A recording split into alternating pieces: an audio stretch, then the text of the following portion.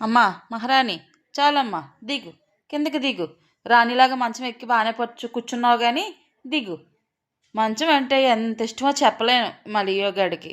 ఆ పరుపు అన్న మంచం అన్న అలాగా పడుకొని కూర్చుండిపోద్ది. ఆ బొచ్చంతా మా మంచం నిండే, ఆ మంచం మీద బొచ్చంతా మామే నిండా ఉంది. లియోగాడు చూడండి, మంచం దిగనంటే దిగనని మారం చేస్తుంది. మా పాప ఏమో నాకు నిద్ర వస్తుంది, లెగు లియో కిందకి దిగు అని తోస్తున్నా కదలదే.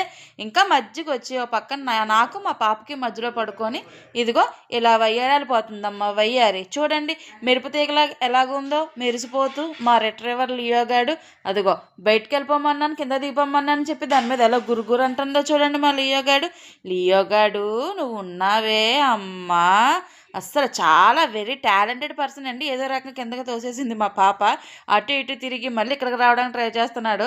అసలు మేము ప్లేస్ ఇవ్వలేదు పైకి ఎక్కడానికి, అందుకోసం అటు ఇటు తిరుగుతున్నాడు. చూడండి ఆడి ముసుముసు నవ్వులు గారాలు చూసారా ఎలా గారం పోతున్నాడో.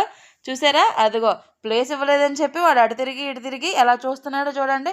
అమ్మ, మీరు నాకు ప్లేస్ ఇవ్వట్లేదని చెప్పి ఎంత హర్ట్ అయ్యాడో పాపం బిడ్డ. అటు తిరిగి ఇటు తిరిగి ఇటు తిరిగి అటు తిరిగి మొత్తానికి అయితే మళ్ళీ మంచం ఎక్కడానికి ట్రై చేశాడు కానీ మేము ప్లేస్ ఇవ్వలేదు.